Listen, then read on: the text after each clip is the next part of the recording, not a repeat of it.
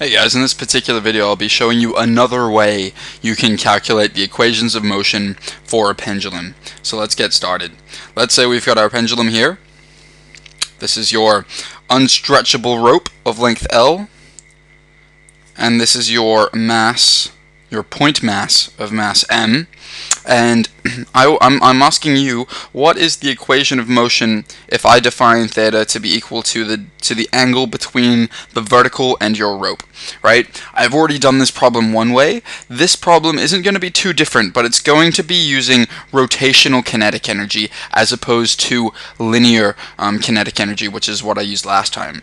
Alright, so let's get started. Remembering the assumptions I made from last time, we can write that the change in mechanical energy is going to be equal to the work done by non-conservative forces. And for the exact same reason as last time, the work done by non-conservative forces is zero because we're assuming friction is nil, and we know that the normal force acting at the hinge isn't going to move, meaning that the work done by the normal forces is zero as well. So this term is zero. That implies, for the same reasons, that the change in mechanical energy is zero, which implies that the mechanical energy in our system is constant, which implies that our kinetic energy plus our potential energy is equal to a constant, which I'll just call K. Right? And this is where we choose a different path. Before, we chose the path of splitting kinetic energy into linear kinetic energy, and that was it. This time I'll be considering the entire system rotating around this pivot point, right? And instead of considering linear kinetic energy, I'm going to be considering rotational kinetic energy. So let's do that. Remember, the formula for rotational kinetic energy is half I omega squared, right? And our potential energy is just going to be no different. It's going to be mgh, right? And it's also got an elastic energy component in it, but that's zero because the rope doesn't stretch, and that's going to be equal to your constant. Okay, notice that I didn't include the half mv squared, right?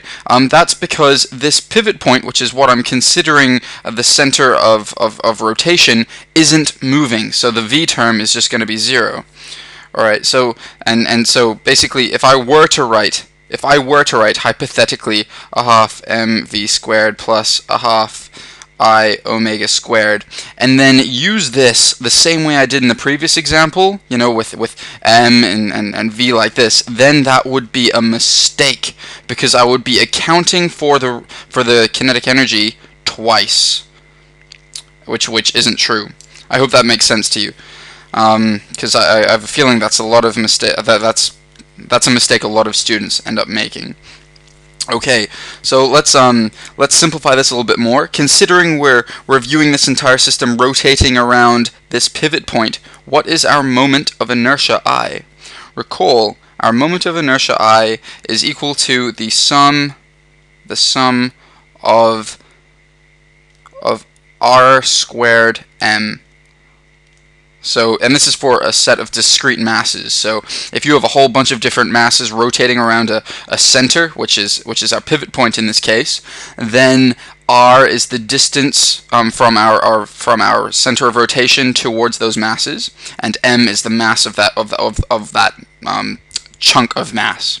So in this case, this is quite easy to analyze because we've assumed that the mass of our cord is zero, and we know that this is a point mass. And the distance to that mass is L from our center of rotation. So this is just quite easy. It's just going to be L squared m, right? Because the distance from our center of rotation to our mass is just L. Okay, so that's relatively simple. Let's see if we can substitute that in now. We know that's just going to be a half times by L squared m times by omega squared plus mgh. Now what's h? What's h? Well, for the same reasons as before, I'm going to choose an axis right here, right? I could have chosen it anywhere, but I'm going to choose it here for simplicity's sake, right? And this right here is going to be my y, this is going to be my x. And recall that h is the distance from your axis towards your to your mass, but I should say the vertical distance.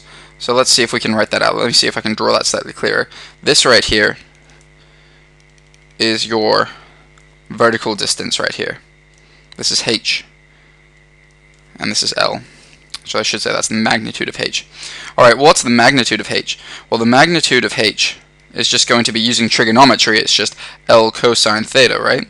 However, h, because it's negative, right? And notice we've defined y as positive. That means that h is actually just going to be negative L cosine theta, right?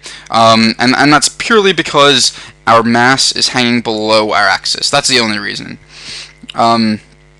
Okay, so we can simplify this by subbing in those subbing in h, and we can write this as a half L squared m omega squared plus mg times by minus L cosine theta.